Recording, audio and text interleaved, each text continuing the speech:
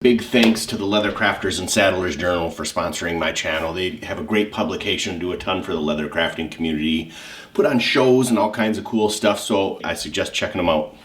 Tony Allen Bernier here, and I have a purse pattern that we're going to do. It includes the tooling pattern as well, and I'll show you how to do that. I suggest watching the video in its entirety before you get started. There's going to be a few options for you to pick from. That way you know what's coming, you know what you're going to want to put in or leave out. One of the choices will be, do you want to stitch those outside panels on, or do you want to lace them? The lacing pattern is separate from the stitching pattern, so you just print out which one you want and follow the guided holes. If each hole is punched right where it's marked, everything will go together neatly. There's two separate zippered pockets, and inside that, there's going to be a couple little slots for like receipts and bills and a couple card slots. You can leave that center panel out and one of the gussets if you want to make a skinnier purse, or you can put those in, and if you really wanted to, you could add as many of those center panels and gussets to make it as thick as you wanted.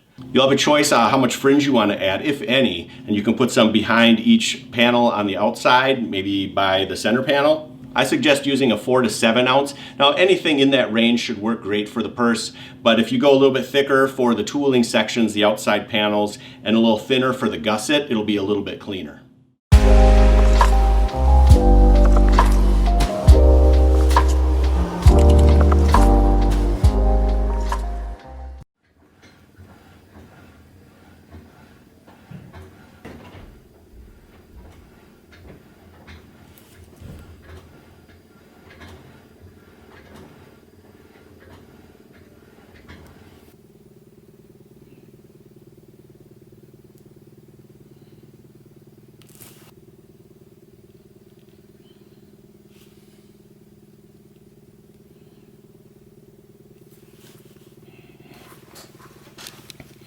When you're doing real small circles like this, a lot of times just twisting the knife will give you that circular motion. I'm really not pulling at all. I'm just watching the blade and just kind of guiding it.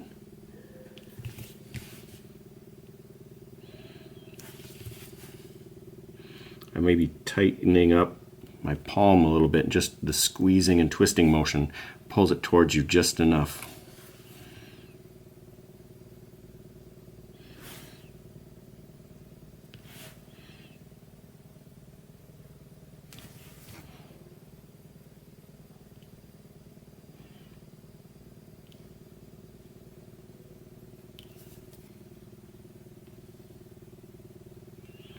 I try to always cut the lines closest to me first, because that way as I'm cutting this next one, I can see exactly where that first one is and try to keep my spacing just right.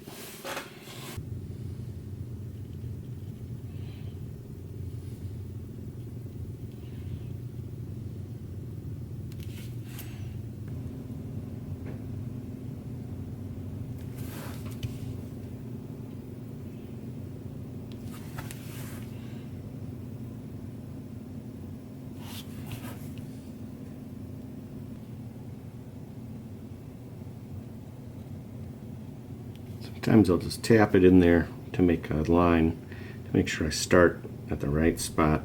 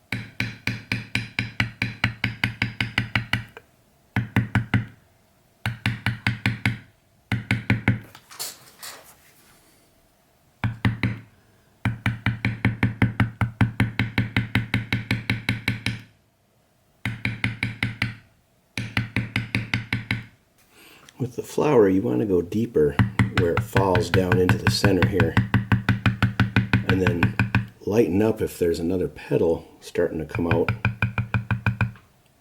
Just keep thinking about which element is close to the one behind it, which elements are further away.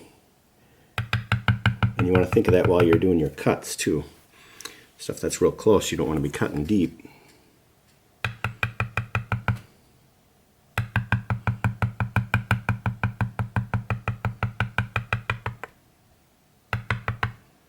You can always go back and bevel deeper if you need to, but if you bevel too deep, there's not a whole lot you can do about it.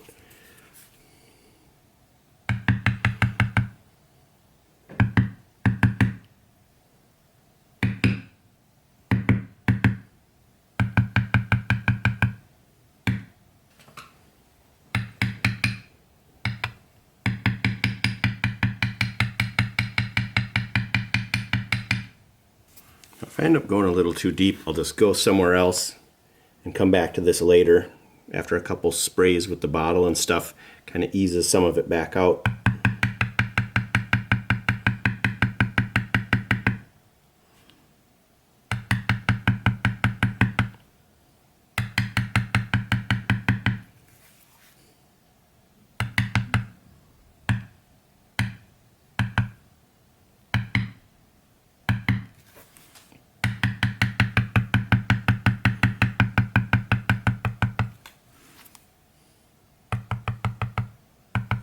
Keep in mind the petals are pretty close to one another when you get in towards the center there. And as they come out, sometimes they come out a little bit further, especially towards the ends here. So you can bevel a little bit deeper. Just make sure you're saving enough depth to work the background in later.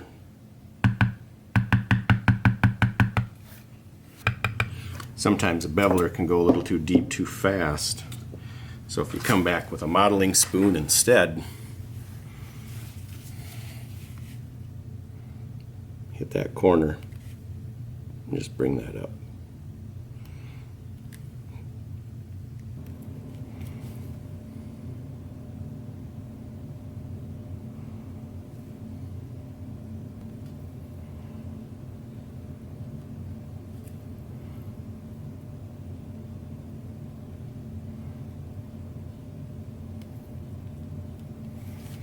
I'm also rounding this edge off so it looks like it flows down into the flower.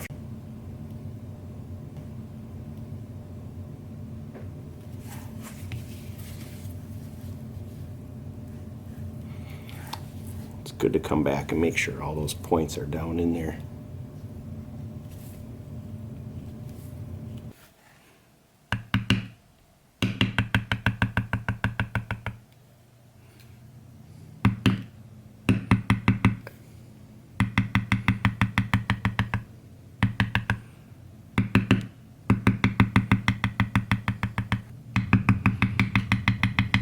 And what I'm doing is I'm looking for the low spots where it's dipping down to create that fold.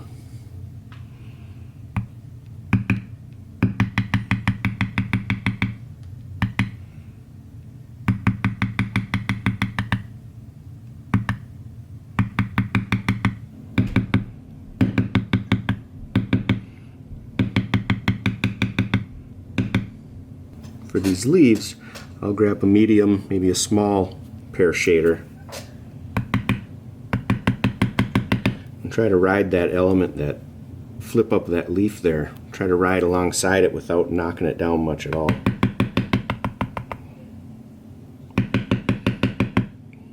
And I'm turning it a little bit to kind of fill the whole leaf petal in. I'm rounding this edge off a little bit so it looks like it flows back.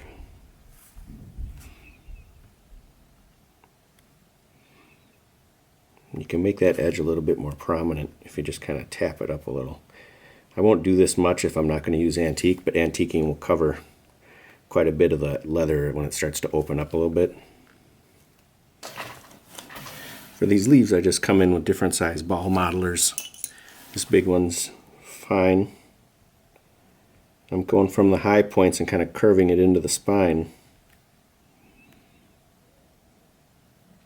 in the direction that the form of the leaf is in.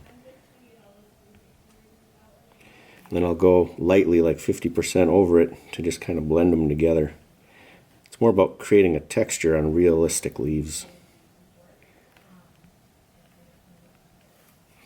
And then when everything's done, I'll come back and very lightly swivel knife cut some veins into them.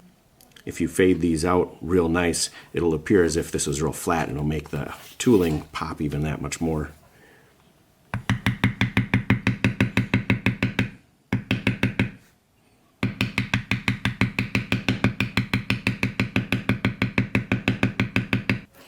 And where I can't really reach with this,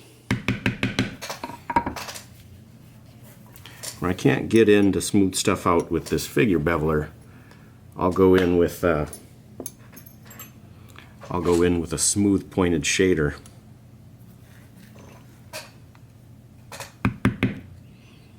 And if I need to get even tighter, I'll go in with one of my modeling spoons.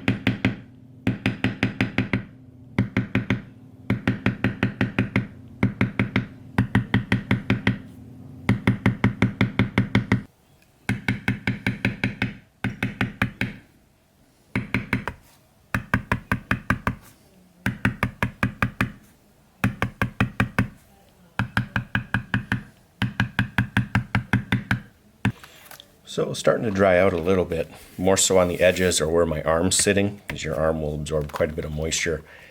Around the edges and any other dry spots I see, I'll hit it with this fine mist sprayer. That way you don't pool water into the tooling, which will loosen up the fibers and you'll lose some of that detail and depth. I go back with this pointed backgrounder and get into any points I can. And if I can't get all the way in, I'll come back with my modeling spoon, the square one tipped on its side, to get really sharp corners if I want to really clean it up.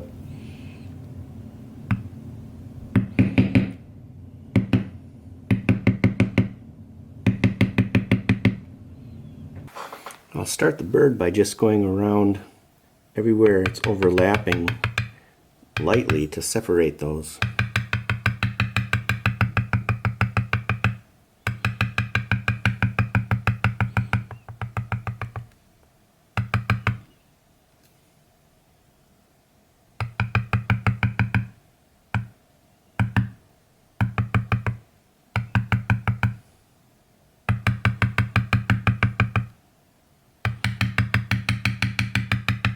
This would come over just a little.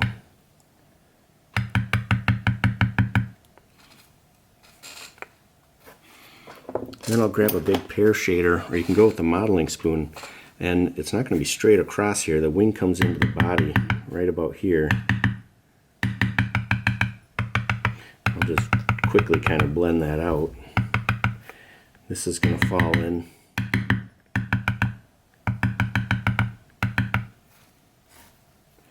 The neck falls back a little.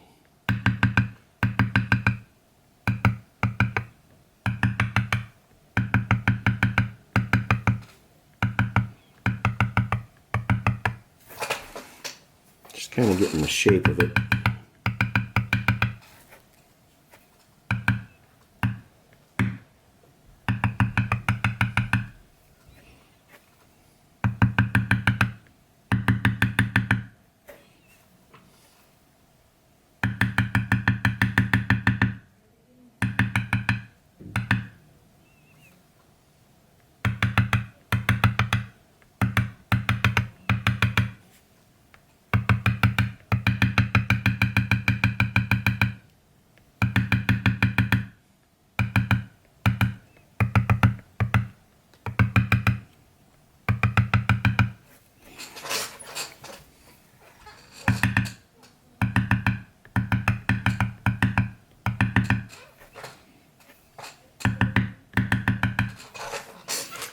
let that sit and rest for a few minutes.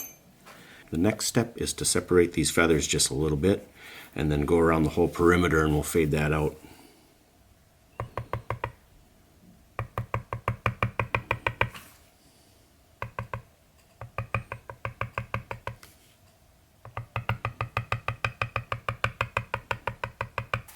You can come in with a modeling spoon too. We're just going to separate each one of these feathers just a little bit.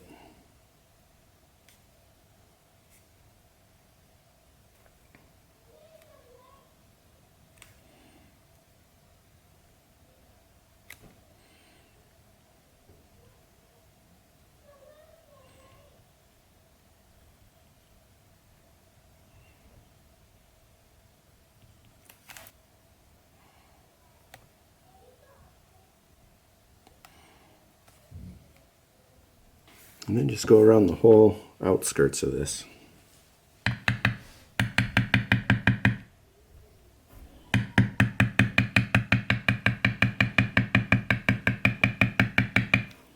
The beak won't be rounded because it's so small, but the top of his head, this edge will be slightly rounded.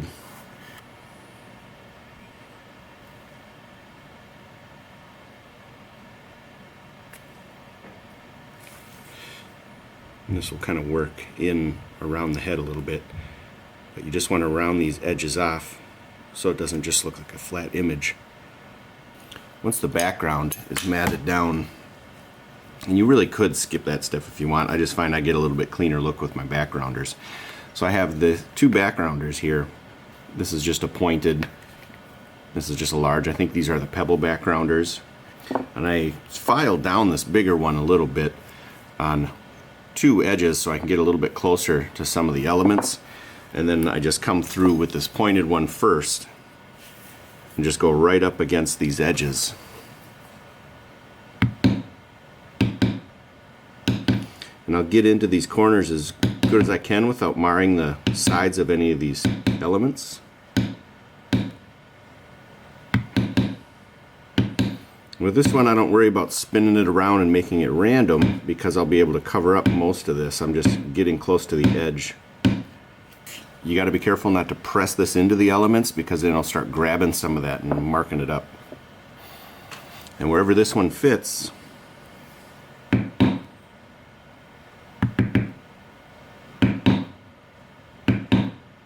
I'll spin it around randomly.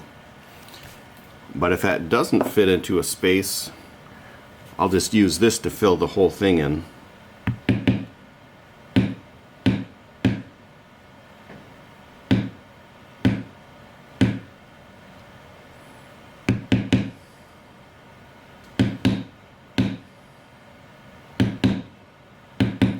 And now I gotta go random so it doesn't look too patterned. If I don't go random spinning this, it'll look too uniform and you'll start to see a pattern.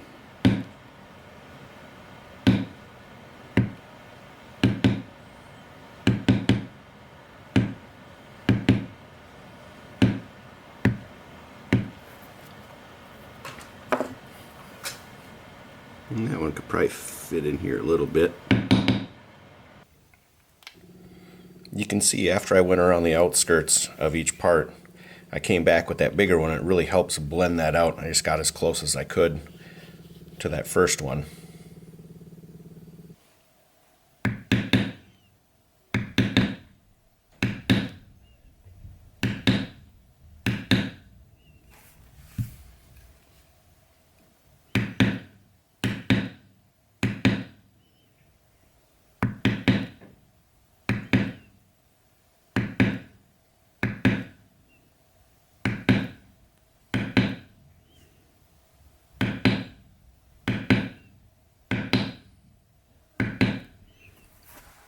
After I go around and blend it out that first step, I'll come back and hit it even lighter and blend it out one more.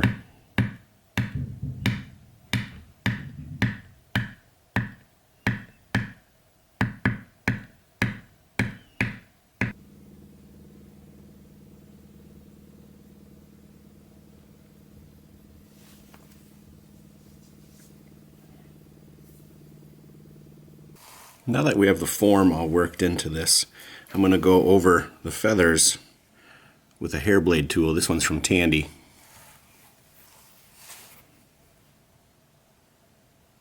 You want to think of how the feather naturally is. It comes from the spine and kind of swoops up.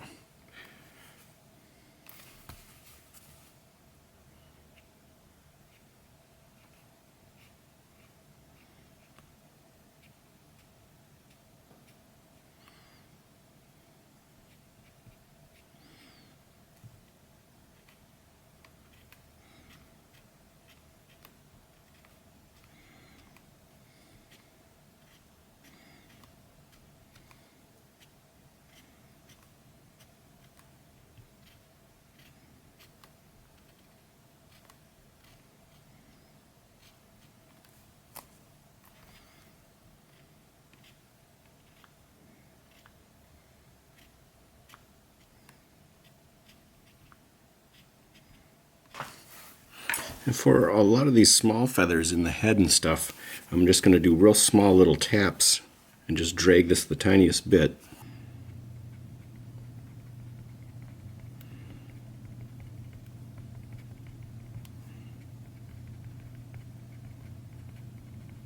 And it flows back across his head, like if he was flying through the air, the feathers flow back.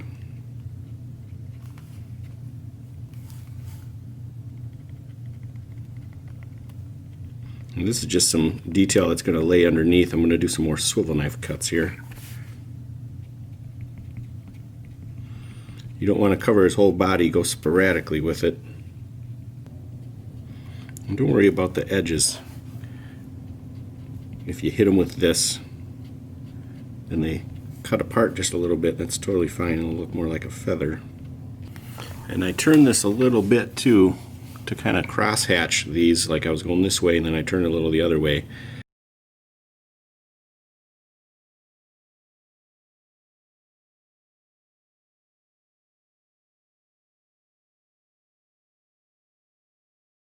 Once I get that texture in there, I'll go back with a swivel knife and actually hit some of these feathers toward the end real light and let it just come off of the end here to split the leather so it splays apart just a little bit, but not too much.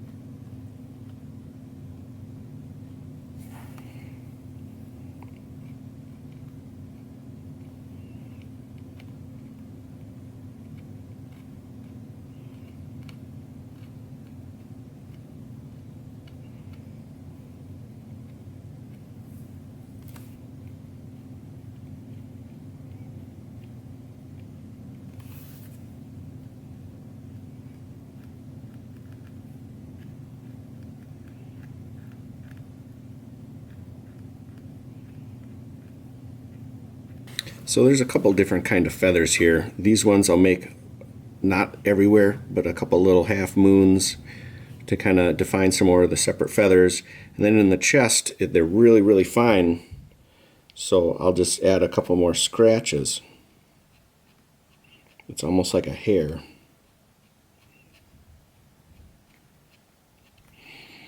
But on the head, they're going to flow back. So I'm barely scratching.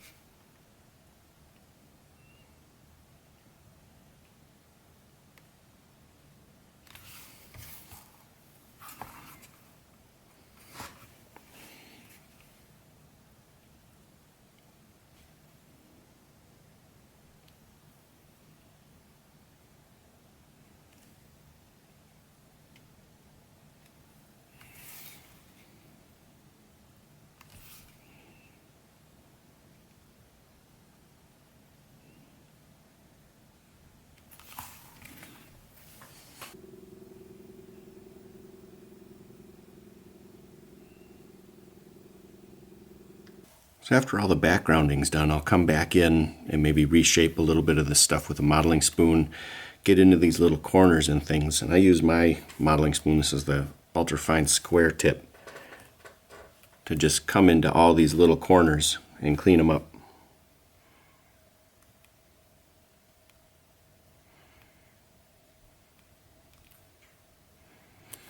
I'll start coming in on its side so it's like a pointed beveler.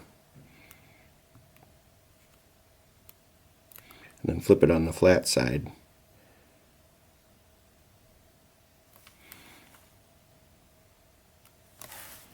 I'll also come in with some ball modelers and give some shape.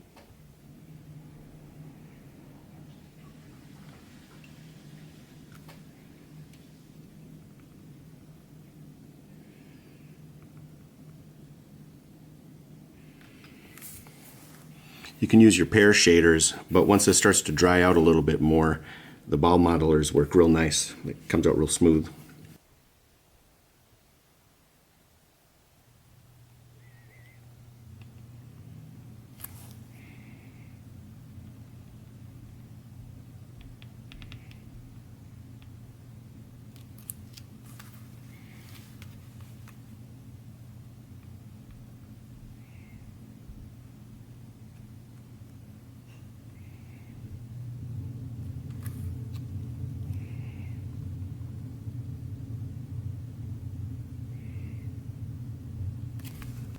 Using my square tip tool flipped on its side so it's like a pointed beveler, I'll come in between these leaves and stuff too, just get all these points more defined.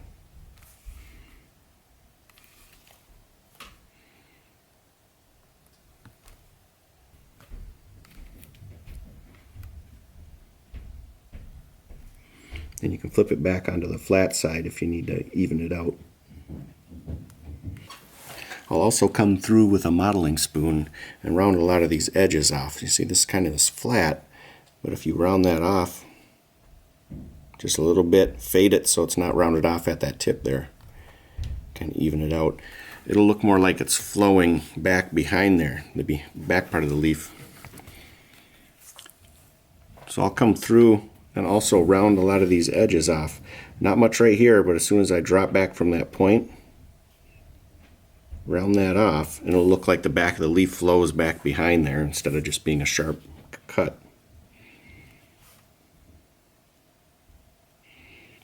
I'm just going through and making some decorative cuts, and I thought I'd show you how I do these leaves. Really, you just want to look at the leaf and see which way it's flowing, and because this kind of comes around this way, I start kind of at that angle. If you need to look at the tooling pattern, there's some lines on there to give you an idea of what you should be doing.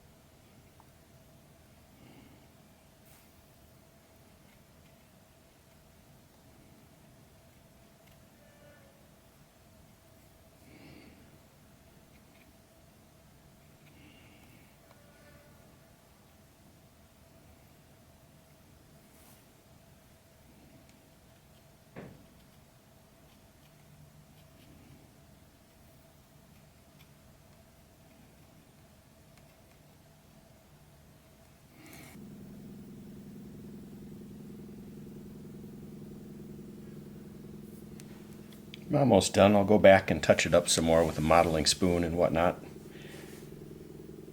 Tooling's all done. I have 2 coats of acrylic resin on this. I let it dry overnight as well.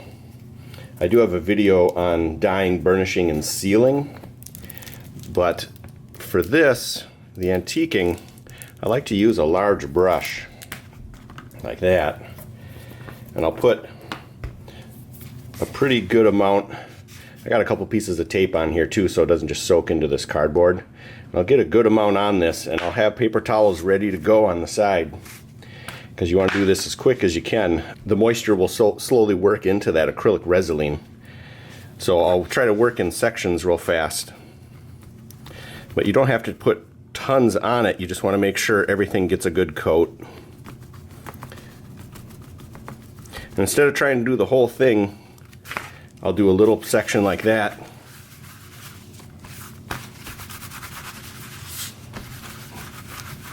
Go over real quick, grab a new paper towel.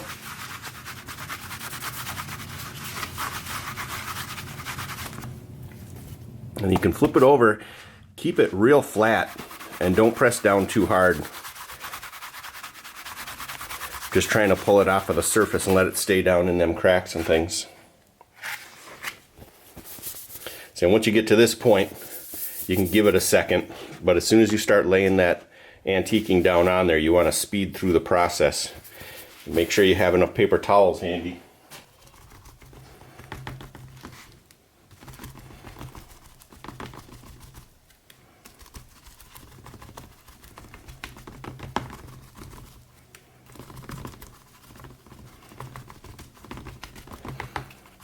If you let this sit too long, it's going to start working into that acrylic resin.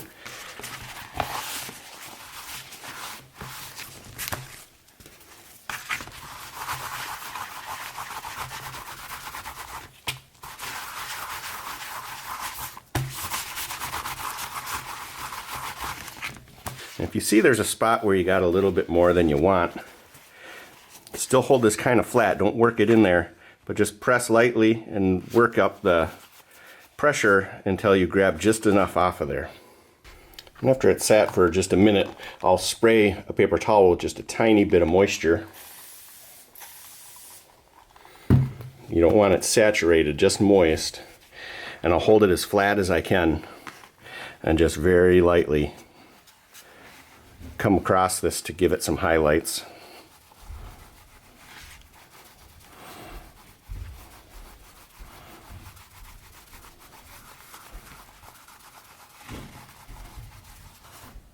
It doesn't pull up a ton, but just enough to kind of bring them highlights out just a tiny bit more.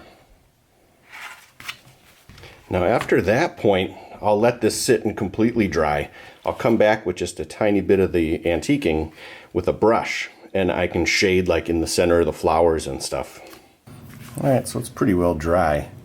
I'll put just a tiny bit of antiquing on this brush, and you can see I get almost all of it off. And just slowly work it in for some shading.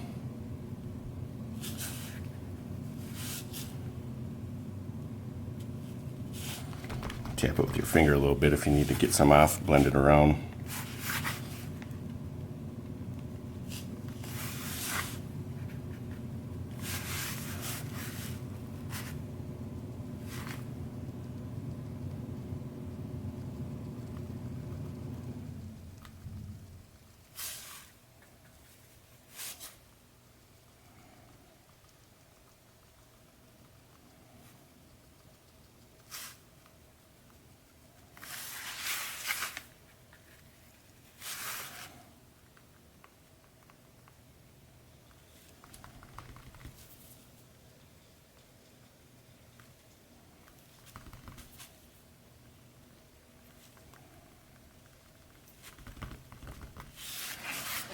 Add some different levels of shading.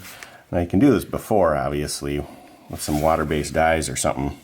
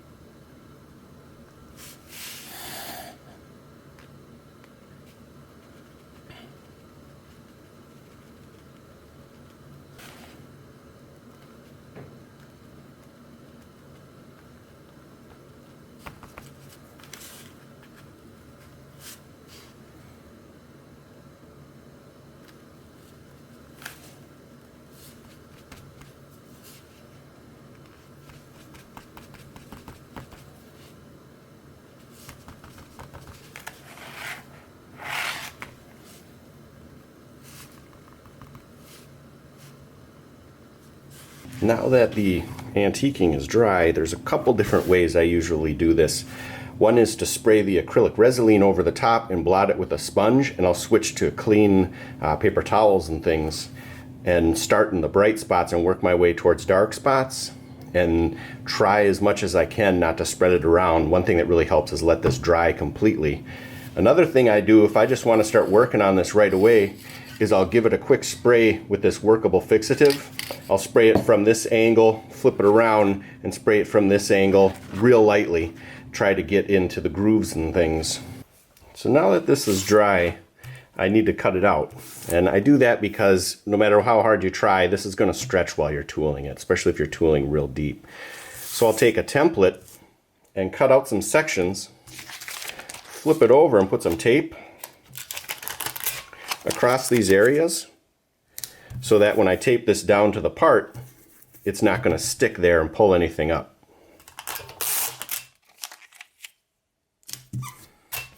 So I put tape over the front too, just so it's not sticky and messing with me while I'm trying to get this down flat.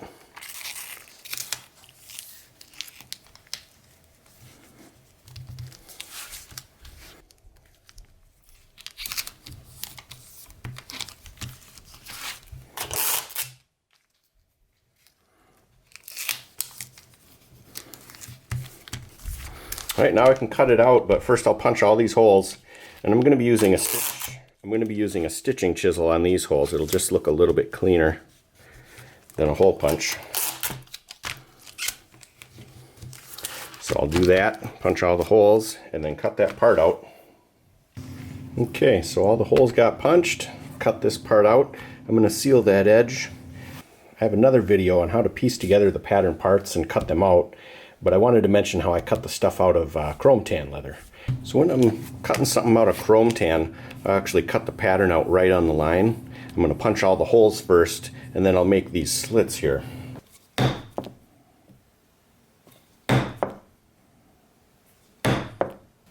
Holes are all punched. So what I do is I start in the middle and work my way from the middle to each side. But I'm real careful to make these as straight as I possibly can. Make sure you have a sharp blade so you're not pulling it all. And I go just past the end, so that when I cut this out, they'll all be loose. Just keep it real straight and go just past that end. They're all cut through. So now you just got to trim this off. Just make sure you're holding underneath, just in case they try to move around on you a little bit.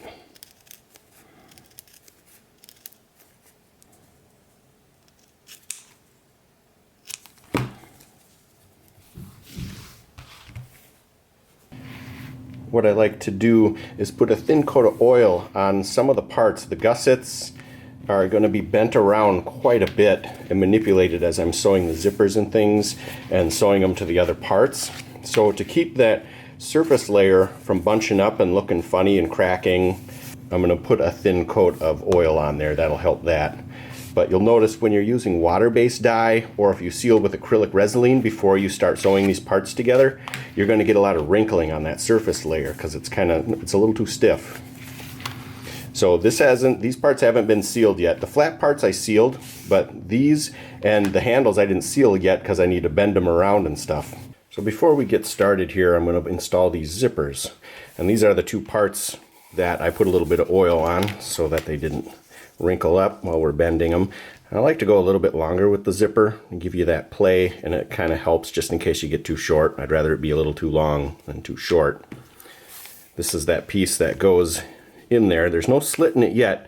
That way it holds everything together, and once everything's set and sewn, then we'll cut that little slit in the top of this. This is covering up the zipper. So we're going to start with the back side of this piece and put some double stick tape. You can also glue it, but I usually just go double stick tape. You want to go just a little bit off the edge as well. So I'm just making sure I'm away from the inside edge enough so it won't show. And I sell this double stick tape with patterns and materials for my caps. So you just want to make sure you get this as centered as possible. And this is going to be a little longer than you need to. So just look at each edge. And I'm not pulling and stretching it much at all. So you can press it down and give it a little tap.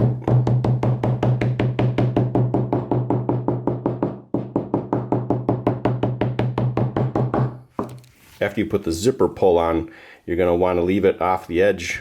You're going to want to leave it back, depending on what type of zipper you use too, but you're going to want to leave it back so that you can get that butted up pretty close to that end. Something like that. And I'll just double stick tape this one as well.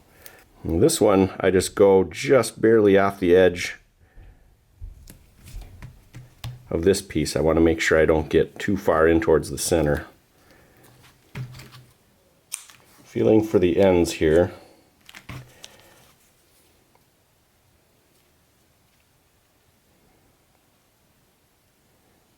I just lightly stick it so I can flip it over and feel and make sure it's right in the center of that. Otherwise I would pull it up a little bit and try to get it right along the center. Now just don't be hitting right where the zipper itself is, just the tape. You don't want to bend those teeth.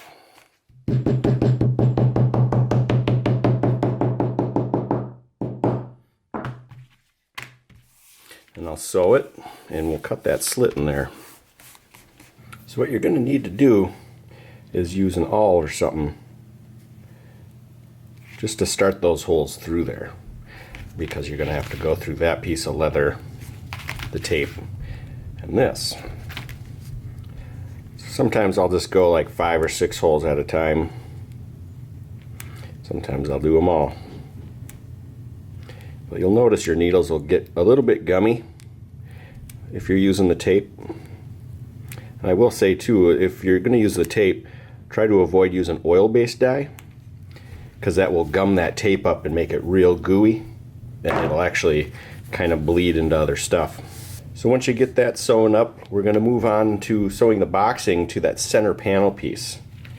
And here's that center panel piece, and you can see I used decorative scissors instead of like a punch. I have some strong scissors that I got off of Amazon.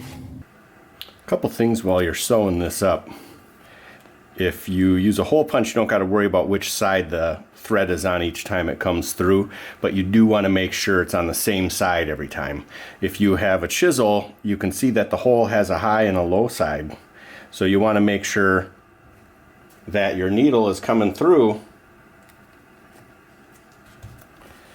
Since the closest part to this hole on this one is the lower section, this thread will be pulled up so that this follows the angle of the holes. And the other thing to remember all the time, but especially if you got this sticky tape and sticky needles and things, is the second needle you always want to be going back through from the front.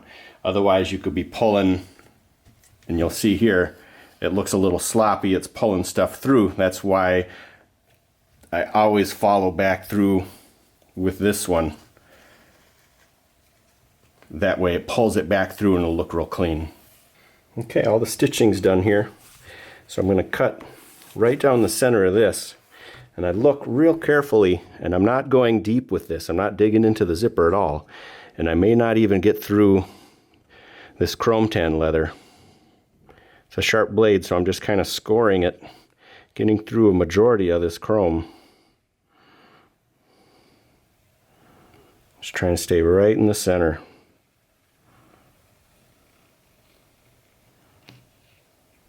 Be careful when you get to the end. You don't want to slip and cut into this. So it might be enough. Some of it's already coming apart. But this is the zipper end where it goes to close. So I'm going to go a little closer to that end. And I'll be real careful to stay right on that line now.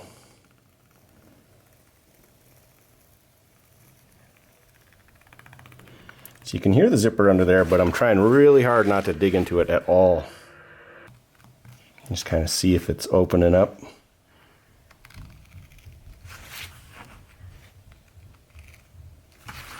Now you can do this beforehand, cut them with a ruler and whatnot, just to get them real straight if you're more comfortable doing that.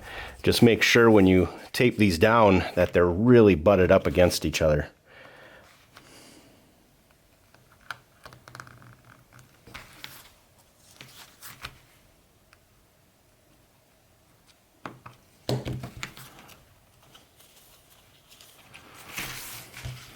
So now we got this.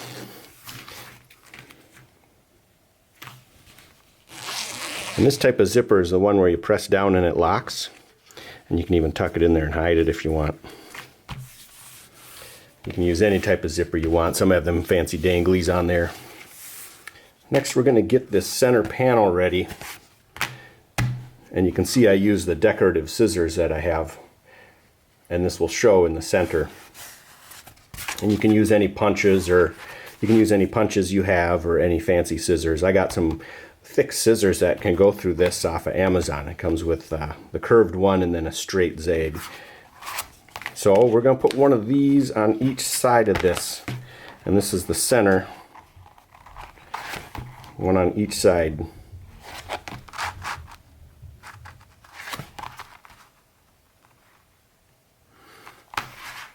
And just sew them on, and you can see that very top hole there is one extra hole, so you go over the edge when you're sewing these down, and you just sew them both on simultaneously. Now you have a couple options here before you sew the boxing onto here, and we're going to sew both of them onto here simultaneously. You can sew these bottom feet onto the boxing first, then it'll hold it in that round shape, or you can sew them on afterwards. But the other option is the fringe that goes across the bottom here. And you can do one or two. I'm going to do two, and it's going to be sandwiched as well in there like that. But before you start sewing anything, you're going to want to mark that center. So to mark that center hole, you can save the part when you cut it out. I'm just going to use this part since I know it's going across the bottom and it's centered anyways. So you can grab a pen, put a needle through it, something like that.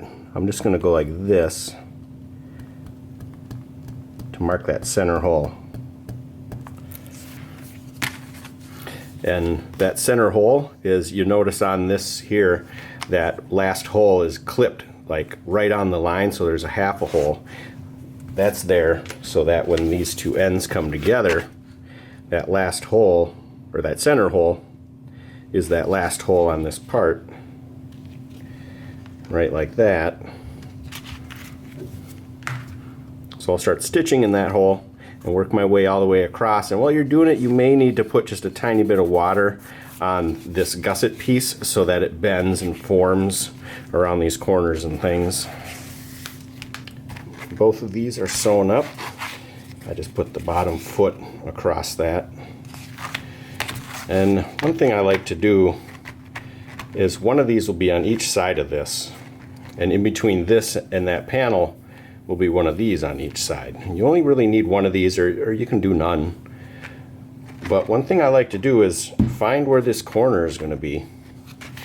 Just give it a little spray, not much, just a tiny bit of moisture.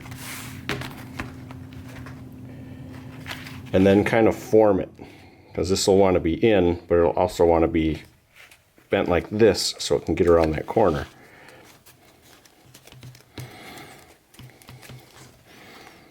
So just get it ready, loosen it up, get it in that shape just a little bit.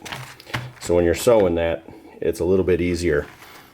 You can give it a little spray while you're sewing it. Just be careful that you don't get it too wet, because then you're going to start stretching the holes out and things. Alright, the centers are marked. And what I did is I grabbed a thinner thread so I can just sew these two on so I don't have to fight all the parts all at once. So I'll sew these two on.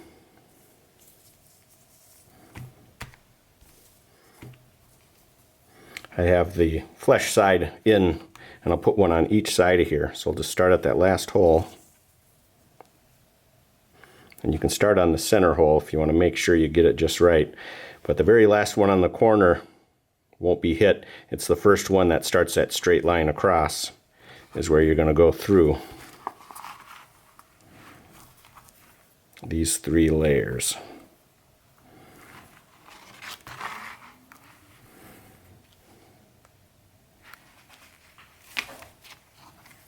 Okay, got that started. So it's going to start to get easier and easier as I go. And once I get those on, then we'll start on the boxing. So one other thing I found that helps is get them somewhat lined up, throw a clip on the end so they're not falling all over the place, and then slide this corner off the edge of your table so you can get to it a little bit easier without having to flip it around back and forth. Okay, that's sewn on.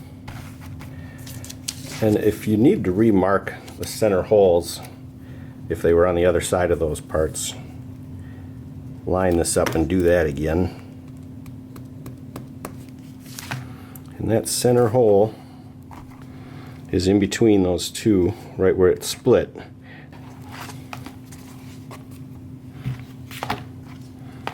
That first one will be where it's split, and then this one will come right up in there.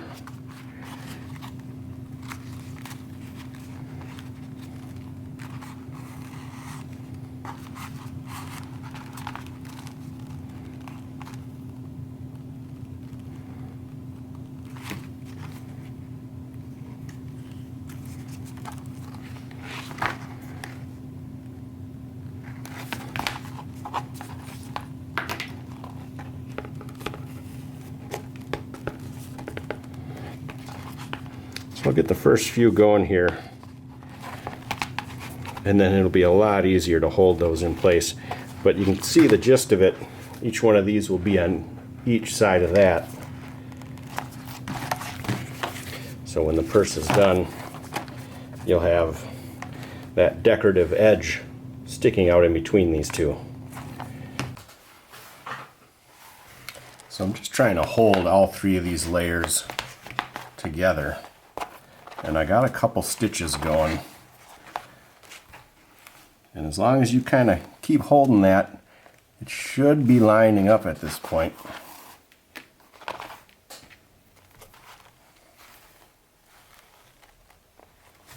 And I will still check, make sure I'm going through the middle section.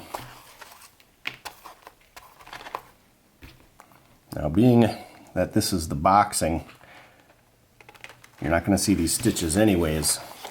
You just want to get them good and tight, but don't go overboard. And once you get a few more in, it really starts to hold itself where it needs to be. I'm hitting the corner now, and since these don't want to just line up like the straight side there did, you want to take your time and make sure it's going through each layer. At this point, you're no longer sewing through the fringe, so that helps a little bit. You're going to pull it tight with each pass, but I'm just going one layer at a time, making sure that needle is getting through each one of them.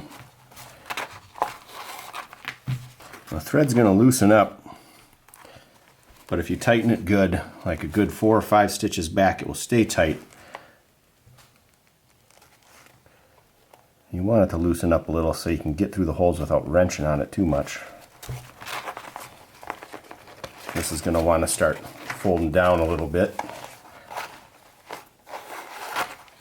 It'd be a good idea to put this in your stitching pony, holding it straight up for you too at this point. You can see when you tighten it, you may want to kind of work those corners down a little, like that. Get them where they want to be so you can pull it tight, and they'll hold them down in there.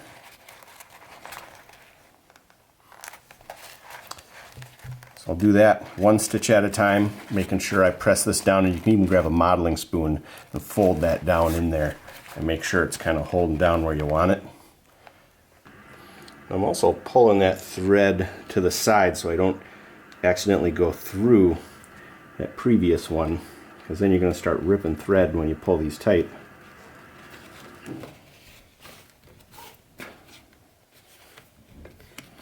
So I'll pull them about half tight, work that corner in a little, then give them a good snug. You can see it's pulling it right in there.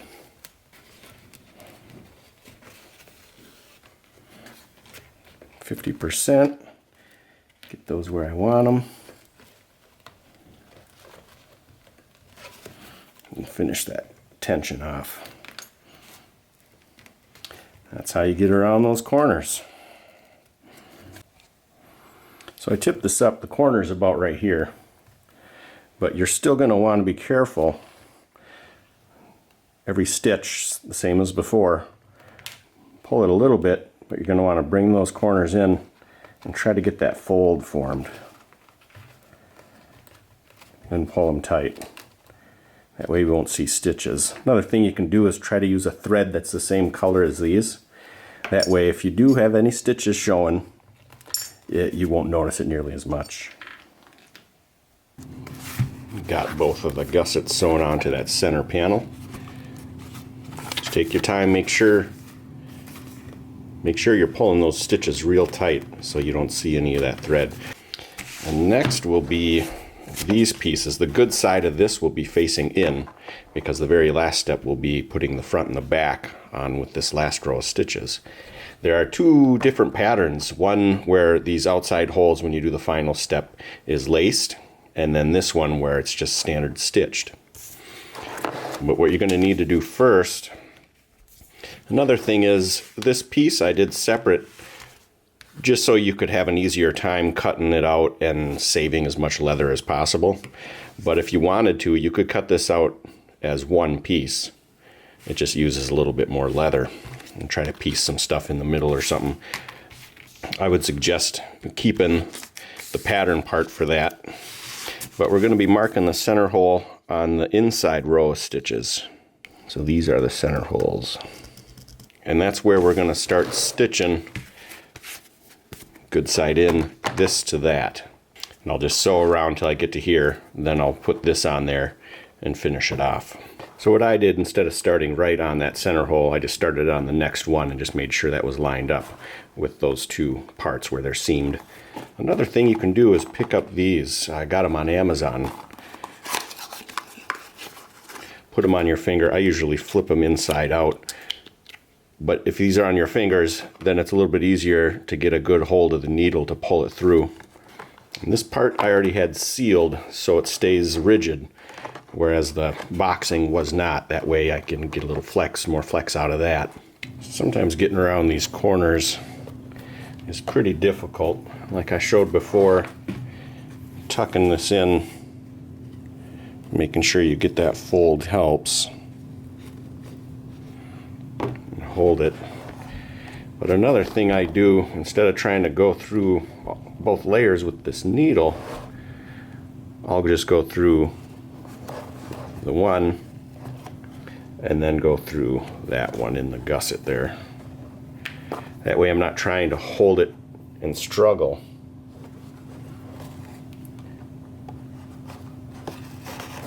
Then I just let pulling these tight, pull them together. Just giving this a bend before you're sewing helps the leather naturally go into that shape, so you're not fighting it as much. I'm bending it right before the holes so they'll be hidden. So once you get to this point, just lay that on there and come through that next hole, and after a couple stitches it'll hold it on there. And again, make sure you're pulling every stitch good and tight so that it holds those together without showing thread.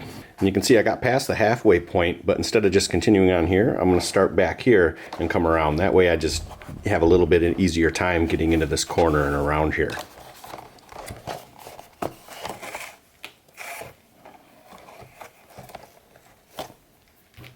Both of these sides are on now. So next I'm going to put the back on the purse. Pick which side you want to put that on. That way the last piece I put on is the tooled piece and it won't get marred or anything while I'm moving stuff around. So this is just sewn with that secondary stitch line that is still showing off the edge there. And you're going to want to mark the center holes again to make sure you get it started in the right spot. sew this one on, and then I'll sew the front on. You won't need to pull these ones quite as tight as those gussets. And I did a stitching chisel for the two end pieces. Just looks a little bit cleaner on the front then.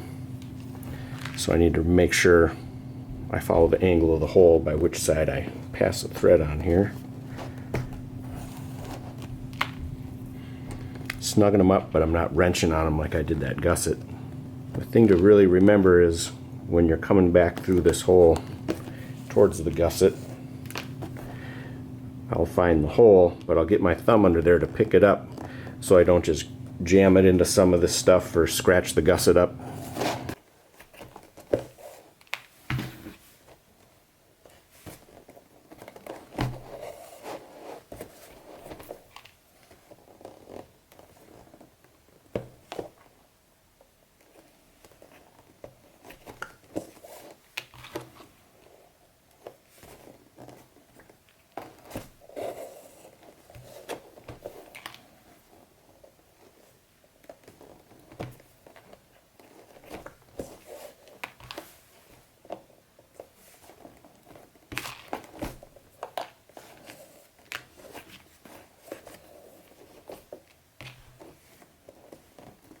As soon as I got to where these two parts are split, I put a couple needles in there just to hold it in place while I get the first few going.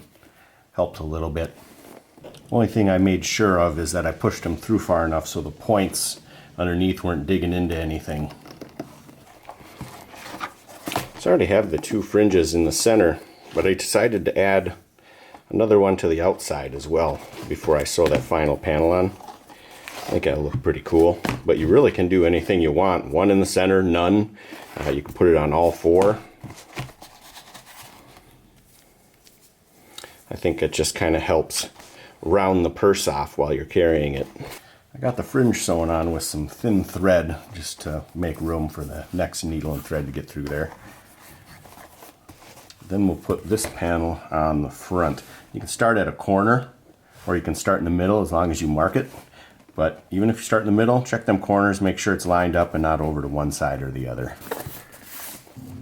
So there's a couple things I do while stitching, especially if I got a few layers that I'm going through. This was just punched with the chisel, so the holes tend to close up a little bit. I'll always come from the front, get the holes lined up. And when I'm coming back from this side, instead of just forcing it through there and grabbing a side of the hole and kind of pulling it out, I make sure I'm hitting it centered, and I'm a little bit careful about it before I come through. And if anything gets pulled through, I'll just give it a little tuck before I come back through from this side.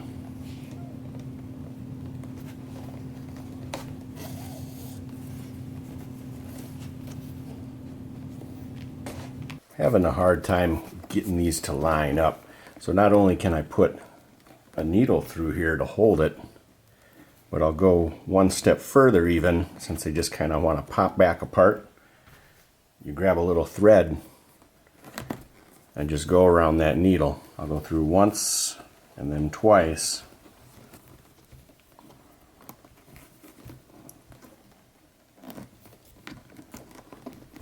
And I'm not wrenching on that, I don't want to leave impressions, but then it really holds those together a lot better than just the needles themselves.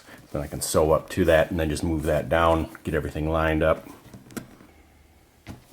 That last panel's sewn on. I really like having that extra fringe on this front, so I'll have it on the front, middle, and I'm going to cut these stitches out and put the one on the back too. I just think it looks that much better. But the last thing to do is make the handles, and there is a shoulder strap you can do that this center piece here, there's an option where you can have a strap come out for the D-ring on that if you only want the shoulder strap. But these ones, and you have the option of not having these on there as well for the two handles. But the handles, I like to put the D-rings on the handles instead of the clasps. That way down the road, if you decide I want just a shoulder strap and you didn't put the center one in there, you can just connect the shoulder strap to these D-rings. but I use a 5/8 inch D-ring, and I'll put the 5/8 inch clasp on the handles. But these will fit a 1/2 inch. It'll be just a tiny bit snug, but I use the 5/8 inch. So I'll just sew all 4 of these on, and then I'll show you how to do the handles.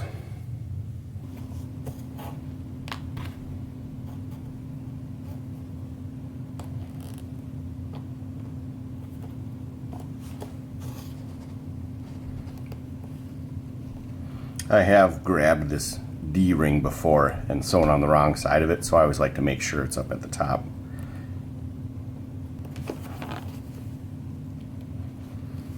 Now, sometimes I like to just bring these to the inside, tie them off, and sometimes I'll go through and do a second stitch. Just back stitch it all the way.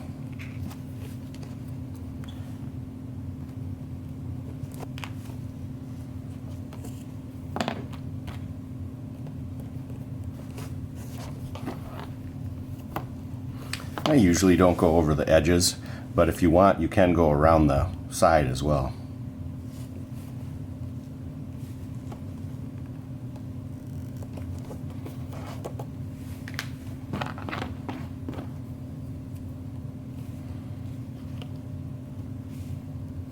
Last thing we need to do is sew these handles.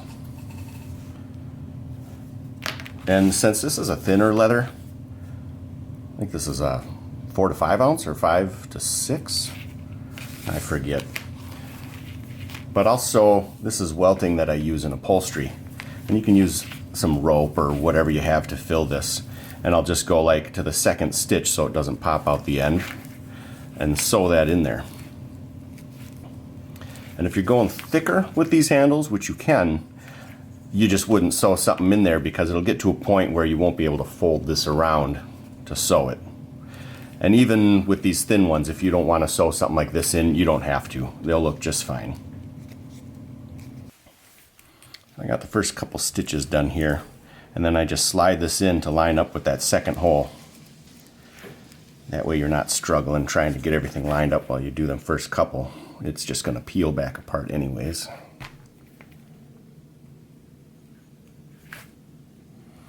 I'll just come in with the needle high so I can press the fuzz down before I go through the next hole. And when you're done, you can just tap it with a lighter if any fuzz sticks out. So once you're done with that, I finish it off by just back stitching. I'll tie a little knot and stick it in there still. But like I said, I like to put the clasps on the handles. I took this third hole out on the pattern so that it's not so perforated across here horizontally. That just gives it more of a tear resistance by not having that. And you saw on the D-rings that I sewed on the bag that it's just a loop that comes down right here. So I'm just going to skip that hole for this one.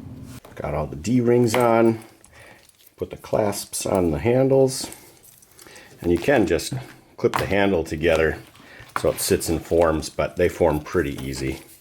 And I like to have the stitching part facing towards the inside of the purse.